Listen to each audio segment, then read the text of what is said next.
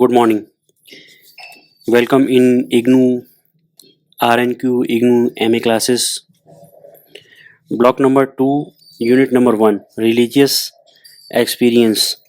Introduction to Theism. Objectives. Is there a God? God is one or many. Do celestial beings, God, angels, spirit, and demons exist?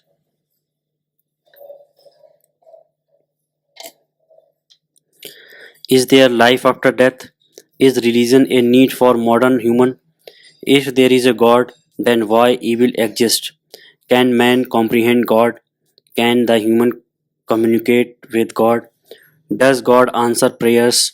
There are many existential questions raised by humans in the realm of religion, spirituality, and metaphysics. Theism is a philosophical ideology which answers the questions arose above in its affirmative. In simple words, theism is an ideology that propagates belief in the existence of God or gods. The term theism is synonymous to having belief in God. In the broader sense, a theist is a person with the belief that there at least a deity God exists. This God can be addressed as the absolute, the being, ground of being, the ultimate, the world soul, the supreme God, the truth, the first cause, the supreme value, the thing in itself, the mystery, etc. Theism acknowledges that this God is a living being having personality, will, and emotions. Theists believe in a personal God who is a creator and sustainer of life. The answers for the questions who is God, who is what is God, are attempted by the theist. In discussing theism, there arises another important questions. It is like when was the human mind started to think about God? Many theistic theologians believe that God consciousness is innate in the human mind. But while we study the phenomena of religion, one understands that God consciousness in humans came first through experiencing fear. Here, fear can be seen as the sense of the sacred. In this search of the sacred emerges theism in the form of animism, then polytheism, then gradually into henotheism, and at last developed into monotheism. In monotheism, religion becomes institutionalized, cold, and formal. The sense of the sacred is lost, and institutionalism paves way for doctrines, creeds, and confessions. Fortunately, in this postmodern era, humans are searching back to their original religiosity, in which the other and absolute manifest in multiple forms. Introduction. The term theism derives from the Greek theos, meaning God.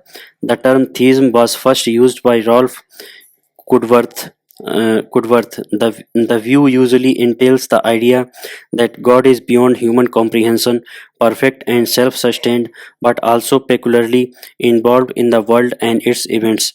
Advaitins define God as neti.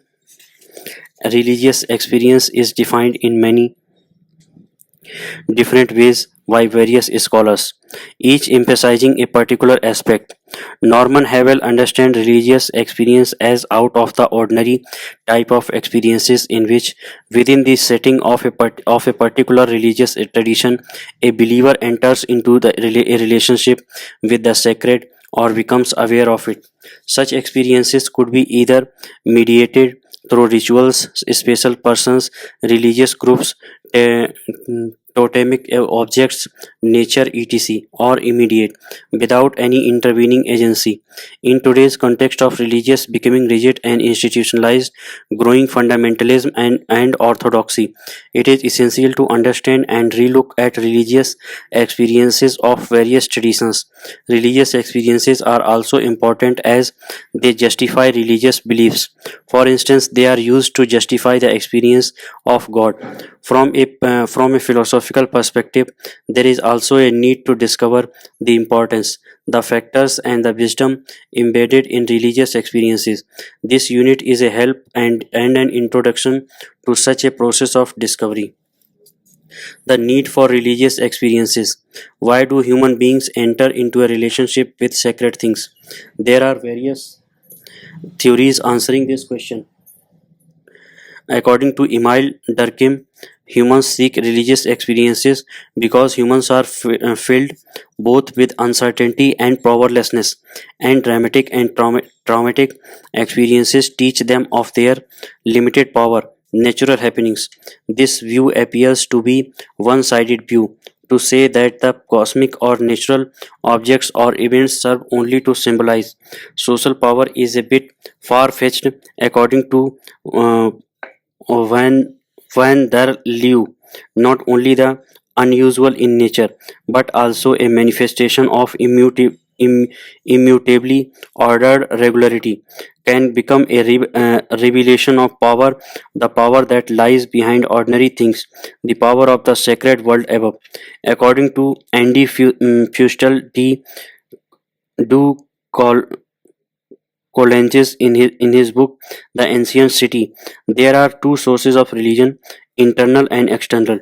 The internal sources refers to the psychological projections of humans, and religion expresses the subjective elements of their experience. The external factors refer to to the reactions to natural forces. These objective and subjective aspect of reality experienced by humans are concerned with power, and religion is concerned with this. It seeks a deeper ground of reality or existence.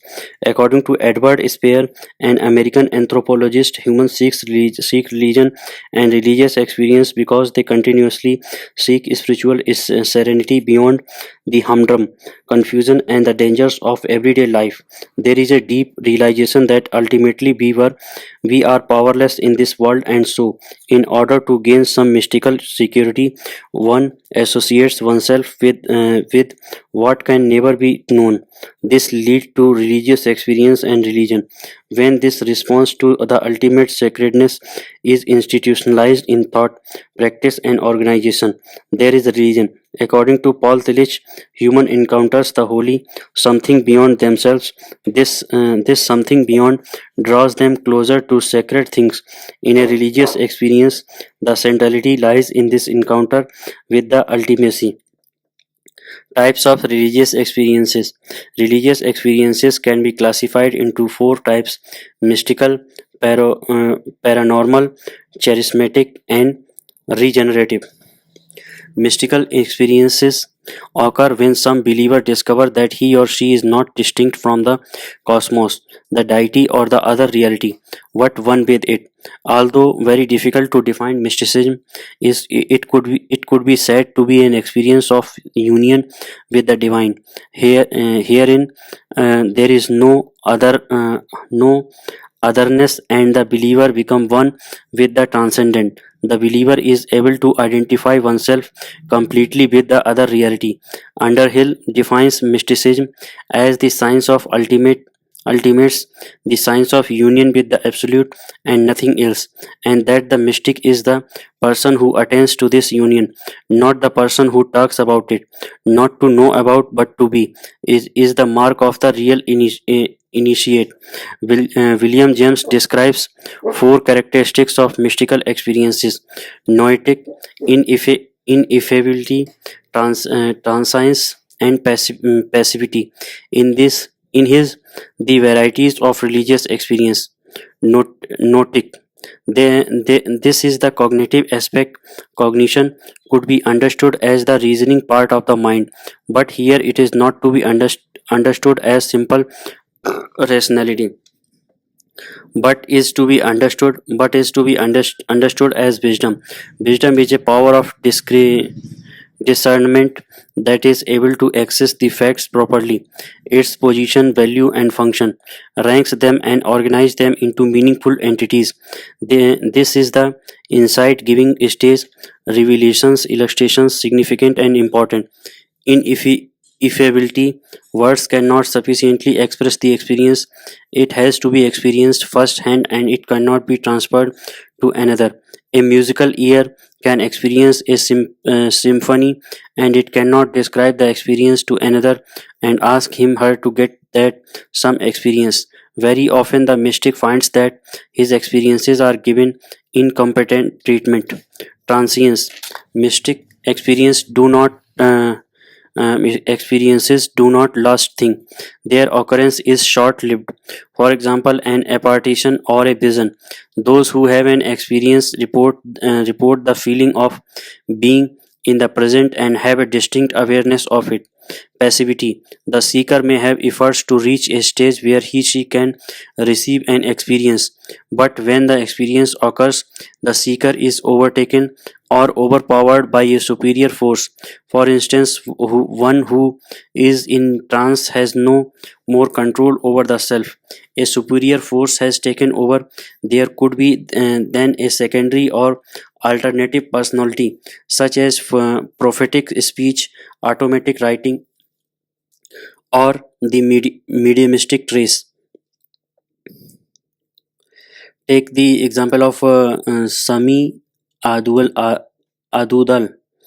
All mystical experiences are not the same. There are unique characteristics of each type of mysticism. Jaher identifies two distinctively different mystical experiences: natural and religious mystical experiences. Natural mystical experiences, or Pahananic or natural mysticism, are those in which one may experience a deep oneness with nature. Such experiences are different from the typical religious mysticism because they are independent of any particular tradition. They are, however, deeply spiritual experiences that can have lasting effects on those who experience them. Even in religious mystical experiences, not all experiences are the same.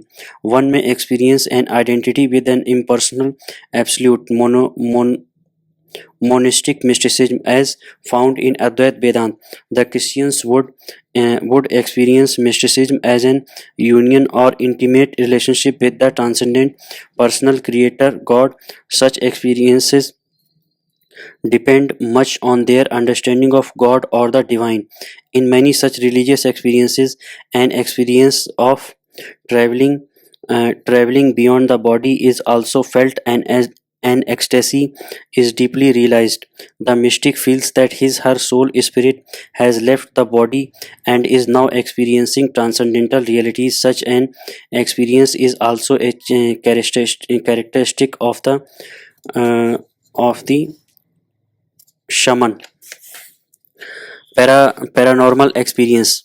These are less intense experiences like mystical experiences. It is also possible that sometimes these experiences can go unnoticed, as in the case of unconscious telepathy. They can be described just as other ordinary experiences. However, they are not ordinary experiences either, as they occur without the usual involvement of the senses. For instance, telepathy and clairvoyance can take place without the usual means of communication. Some other paranormal phenomena like psych, psycho, psychokinesis, precognition, materialization, and levitation occur without the usual framework of time, space, and matter.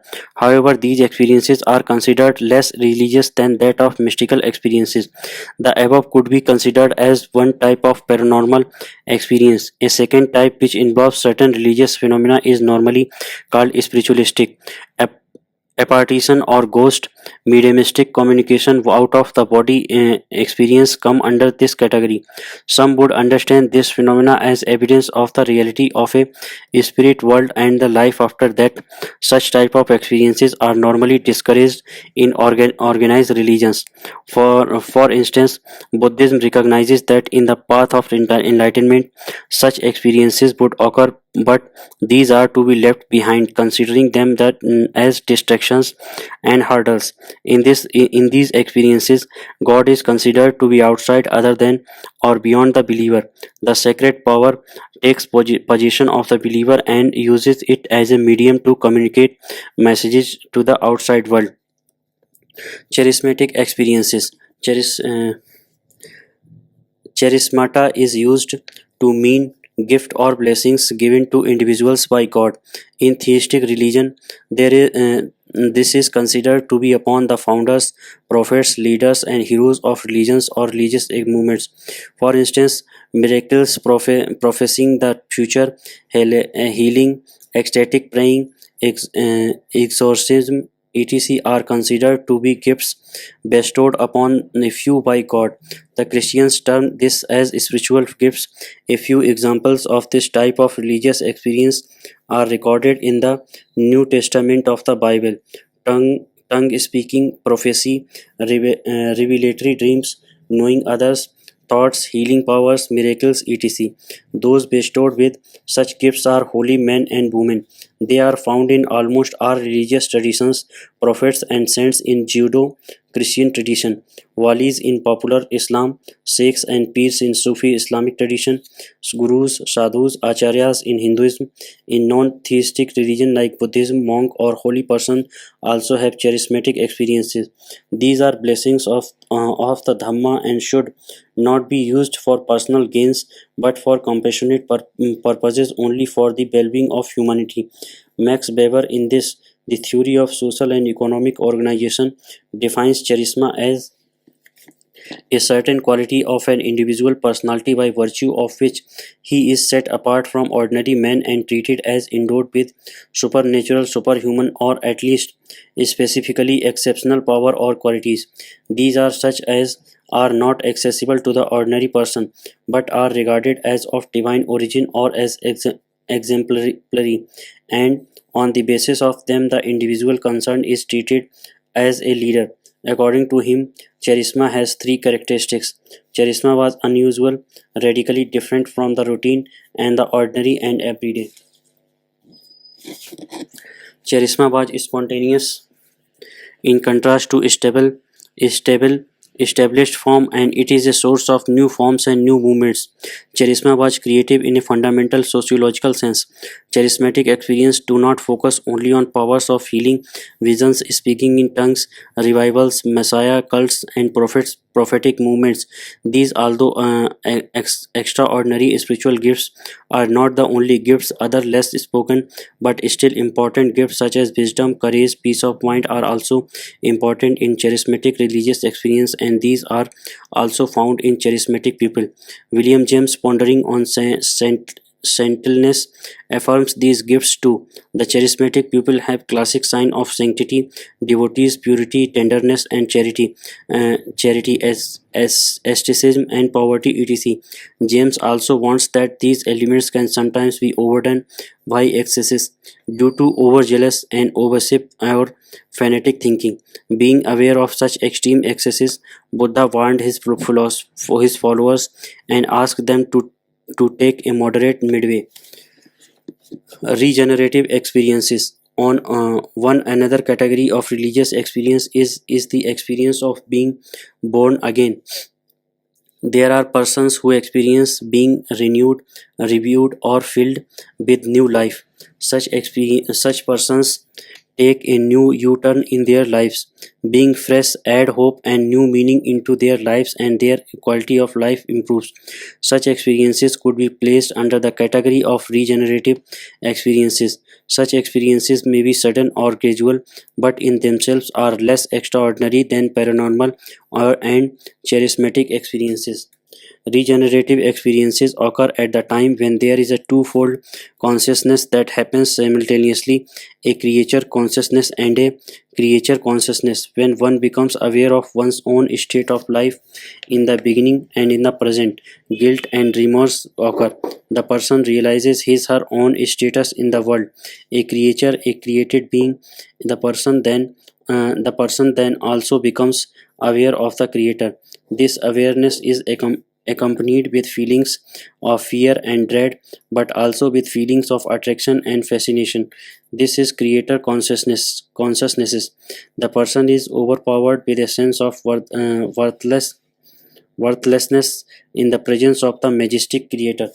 When one experiences this, the need for conversion and regeneration grows, and the response of the person is an arousing or an awakening within, the experience of beginning a new life.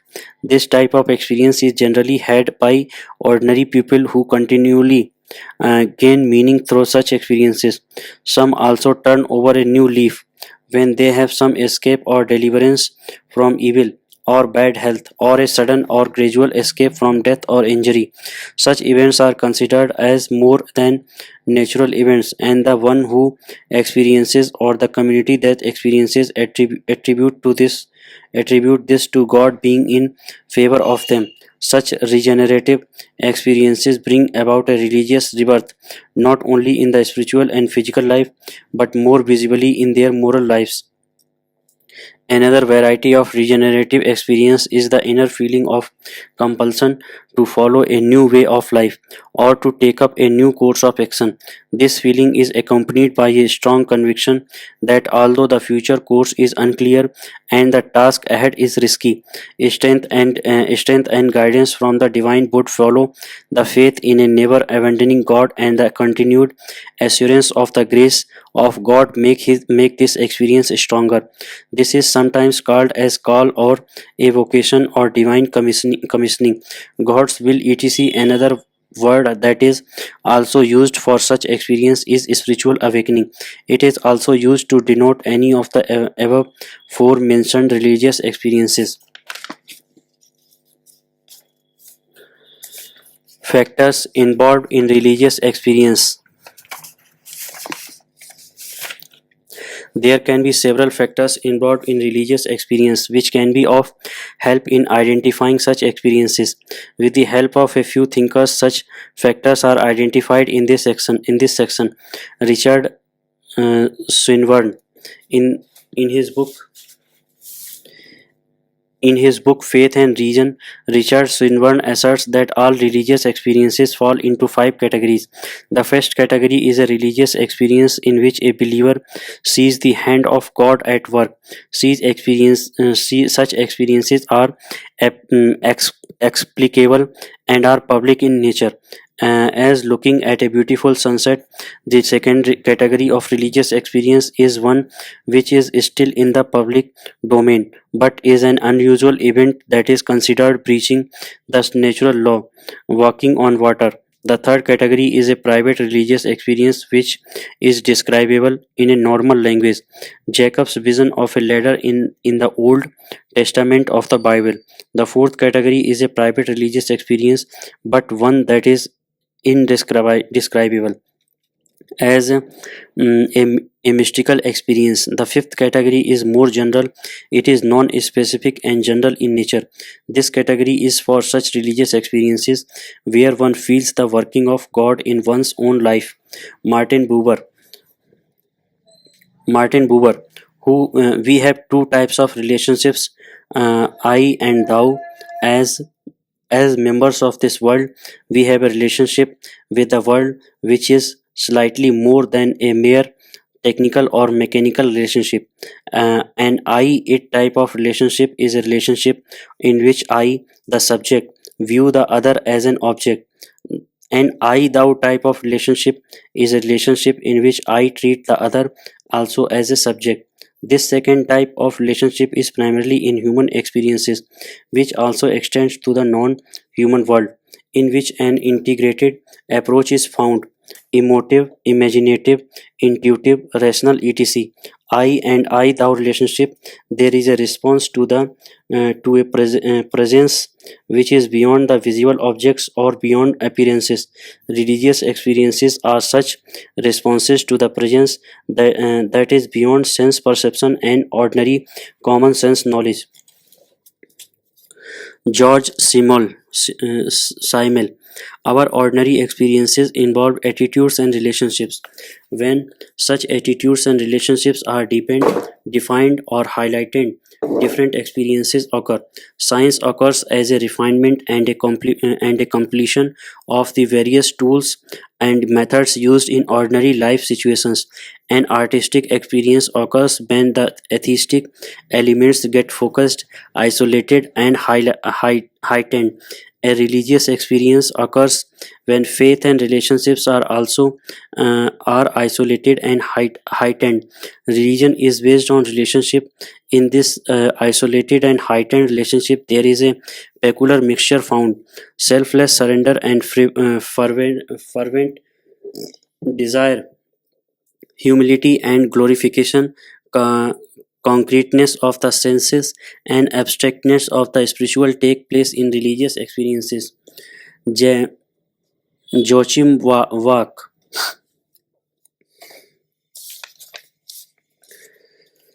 Wack, a sociologist, offers four universal criteria involved in identifying a religious experience. First, in religious experience, a single or finite phenomena is not responded to. What is realized is the foundation or the base upon which our world of experience is built upon. This is experience as the ultimate reality. Second, in this experience, what is involved is not exclusively the mind or the will, but the total and integrated holistic personality. Third, religious experience is one that is intense of the highest order that humans are capable of. All expressions of religious experience may not be that intense but are pointers towards this factor. This intensity can be found in religious loyalty. Of all other religious loyalties win the best. Fourth, religious experience is different from all other experiences as it involves not mere admiration as in atheistic experience, but an imperative, a commitment leading to action and morality. Emile Durkheim: religious experience is an experience of the sacred. Developing this idea of the sacred, Durkheim in this book, The Elementary Forms of the Religious Life, brings out the characteristics of the sacred. Fundamentally, he argues that the sacred is different and opposed to the profane. Sacred is superior to the profane. Human experience can be divided into two: sacred and the profane.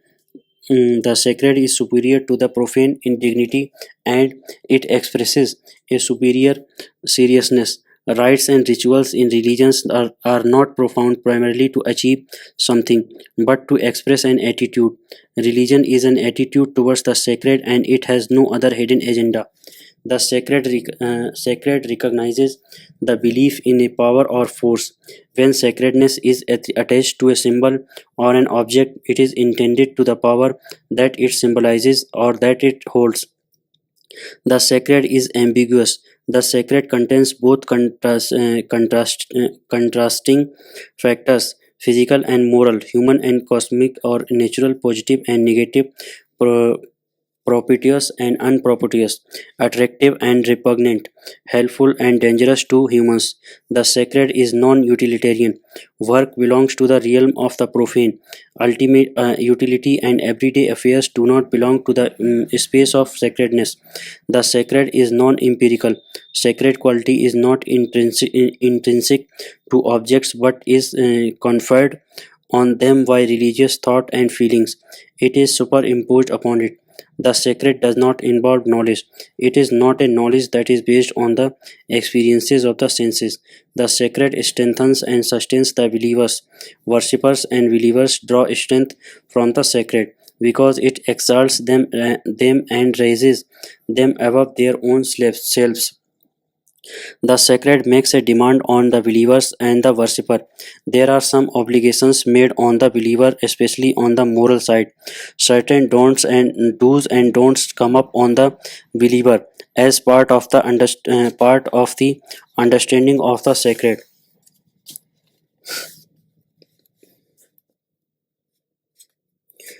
Rudolf Otto. There are three types of feelings. The feeling of dependence that arises from the fact that we are mere creatures and we are submerged and overwhelmed by our own nothingness. The feeling of religious dread or awe, and the feeling of longing for the transcendent being that fascinates us. Religious experience is an experience of these three feelings. In his book, The Idea of the Holy, Otto analyzes the term holy. Holy or numinous cannot be reduced to a mere ethical norms. It is something beyond rational or ethical godness. Holy is close to H.P. Quados, G.K. Ios, and L.T. Sanctus or Caesar. This refers to the innermost core of all religion. The holy is a eminently living force. An experience of the holy is an experience that involves awe. Awe. There is awe because of a great sense of mystery surrounding life. This can only be experienced in feeling. There is admiration combined with fear of the holy other. There is fear and admiration, horror and fascination, terror and attraction. The holy is thus the mysterium tremendum et fascinosum. Methodic cultivation of religious experience. Yoga. The Indian system of yoga has been known for its rigorous practice. Yoga attempts to bring to the fore and the higher nature of the person, and in that stage, he/she can have the highest religious experience, called samadhi. Yoga proposes 8 limbs to attain this stage. The body in yoga adds in this process of attainment of enlightenment.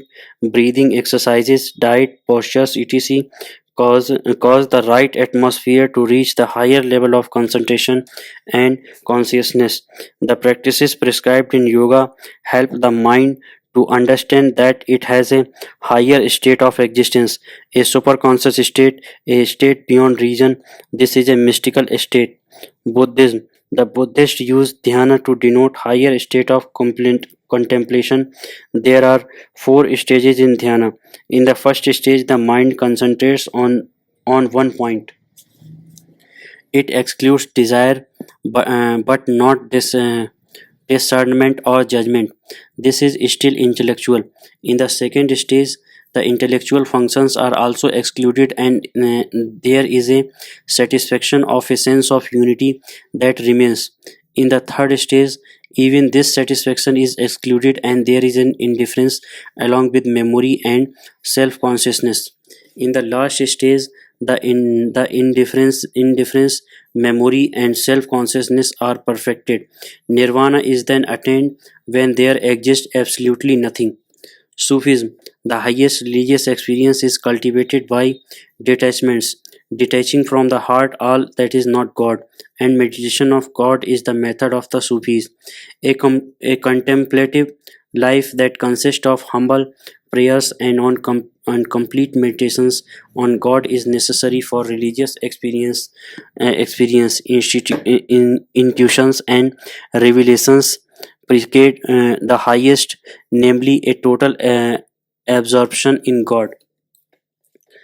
Christianity. Origin or meditation is the methodological eva- elevation of the soul towards God. The first thing to be done is to detach the mind from outer sensations because they disturb the concentration of ideal things. The concentration on holy senses, such as the spiritual experiences of the saint Ignatius of Loyola, would then fill the mind. This will lead eventually to move higher and even shed off these imaginaries. The consciousness is so enraptured on that verbal description becomes impossible.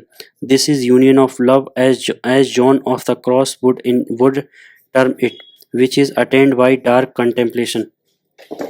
Cases of religious experiences.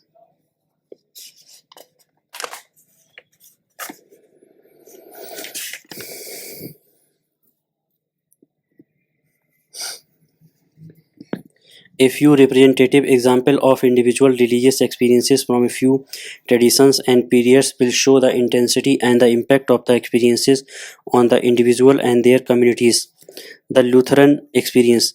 Martin Luther, an important figure of the 16th century Protestant Reformation, was struck to ground by a bolt of lightning in a thunderstorm. He prayed to Saint Anne and vowed that he would become a monk if he was saved. He was saved and he joined the monastic life. As he grew, he was not satisfied with the medieval way to salvation that included confessions, charitable works, and sacraments. During 1513 to 1519, while being a Wittenberg, he lectured elaborately more on the Psalm and letters to the Romans and Galatians. This helped him to realize and discover the new meaning of gospel of Christ. This was his religious experience. He now found an answer to his constant quest, namely, how can one stand in holiness before the demanding righteousness of a just God. He discovered that a life led by faith, which is itself a gift of God, is the answer. God justifies us by faith. This discovery made him feel like a newborn person, and he entered paradise itself. The Buddha experience. Gautam Buddha hailed from a noble family in India. As he grew up without knowing many realities of life, his first exposure to the harsh realities of life, pain, and suffering, made him raise several questions, searching for the right and the most satisfying answers. He joined several others who were also in their spiritual sojourn. He gained extensive knowledge of the Vedas and the Upanishads and practiced extreme asceticism. However, even after 6 years, he could not find answers. Then he sat in deep meditation with a determination to find answers for his search. During these meditations, he was enlightened. The unique religious experience that he had left on him and on the wider society a deep indelible mark. He had now moved to a state of pure consciousness. He understood and realized several realities, the chief of which being the Four Noble Truths. He shared this experience of enlightenment with others, and this was the foundation of a new religious movements, Buddhism. The Zen experience, a Japanese version of Buddhism, this type of meditational practice is gaining more attention today. True reality is within oneself. When one experiences this, she would be able to understand the reality outside better. Such an experience is in Jain language awakening. This intuitive enlightenment comes only with a rigorous self discipline under the care of a master. This self discipline has many forms: meditation, archery, judo, etc. This experience is unique and personal. A pure selfless being emerges at enlightenment, and one feels that all beings are primarily Buddhas. The Pentecostal experience. This religious experience is found in the Bible, Acts of the Apostle. The apostle and the disciples of Christ, filled with fear, locked themselves up in a room in Jerusalem. While being an intense prayer, they were suddenly filled with the Holy Spirit and they began to speak in other tongues. They then opened the door and, now filled with courage and strength, spoke to the other Jews, and many who heard them speak in their own language were astounded. In modern times, the emphasis on such an experience is being found in many groups. Speaking in tongues, healing, ecstatic prayers, witnessing, etc. are expressions of such experiences. Let us sum up. Religious experience, as the core of a religion, has an important role in the life of a believer. Several factors that determine religious experience contribute to its uniqueness. Faith and belief in the divine, with a firm quest for the divine, is a basic necessity to prepare oneself for a religious experience. Although the experience itself may dawn at the most unexpected movements. Although there are several types of religious experiences, all of these points to a term of relationship. with the divine. Such a relationship, when firm and strong, reaches a climax with a religious experience and leaves a lasting impression in the mind of the one who receives it. It also leads to a different approach to life in the society. While some experiences are private, a few are public, but the quality of the religious experience is often known through the life one lives thereafter. Thus, unit was an exposition of the various aspects of religious experiences, the need, the type, the factors involved, and its methodic cultivation, giving some samples of persons who have had religious experience. This unit has shown how religious experience also brings about a dynamic and charismatic effect in the surroundings. Thank you.